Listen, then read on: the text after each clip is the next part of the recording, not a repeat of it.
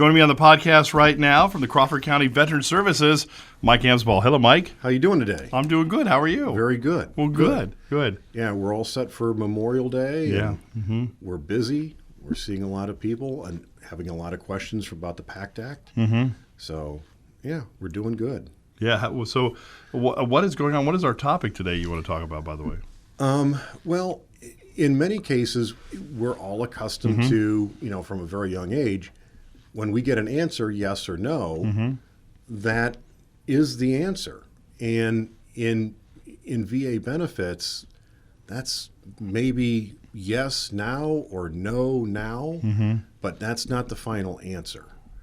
So I mentioned the PACT Act earlier. The VA, every couple of years, goes back, revisits the study that they do concerning conditions caused by exposure to Agent Orange.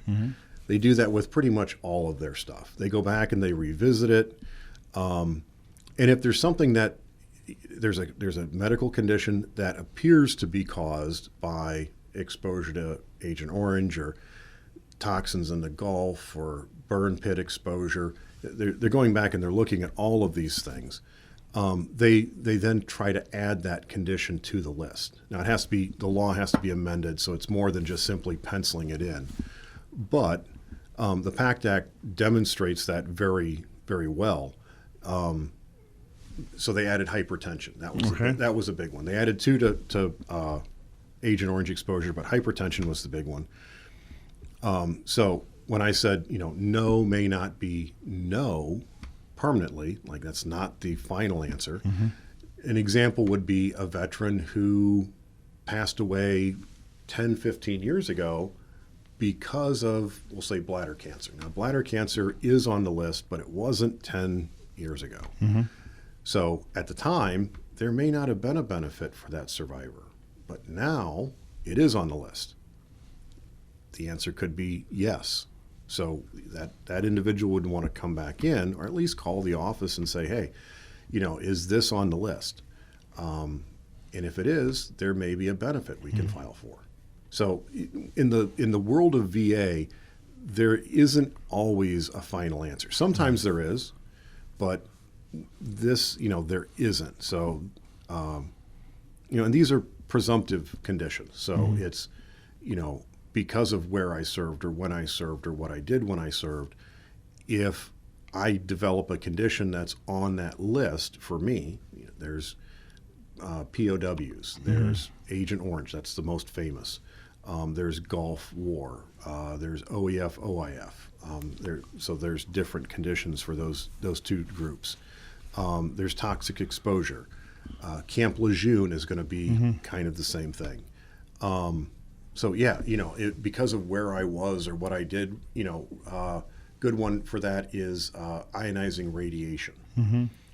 So I served in Japan after Hiroshima and Nagasaki, and I served in the city, one of the two cities. Or I participated in the nuclear testing that was done prior to bombing Japan, or in the Bikini at the Bikini Atoll by the U.S. Navy. Because I participated in one of these events, then if I develop, the VA assumes that I was exposed. If I develop one of the conditions on the list, then I can apply for compensation. Right. But if I pass away and I didn't do that, my survivor can. So things change a lot then, don't they? Yeah, they're constantly changing. They're constantly adding things to those presumptives.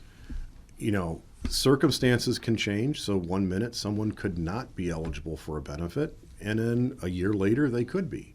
Yeah.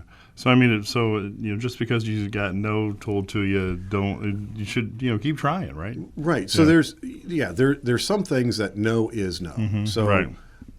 If you don't meet the criteria, so we'll use veterans pension as an example. You have to be honorably discharged from a period of wartime service, and then you have to meet the income limitations. So excluding the income, let's just say that you served during peacetime. Well, if you filed a claim for pension and the VA told you no, that's a hard no. Right. Okay, because you have to have wartime service.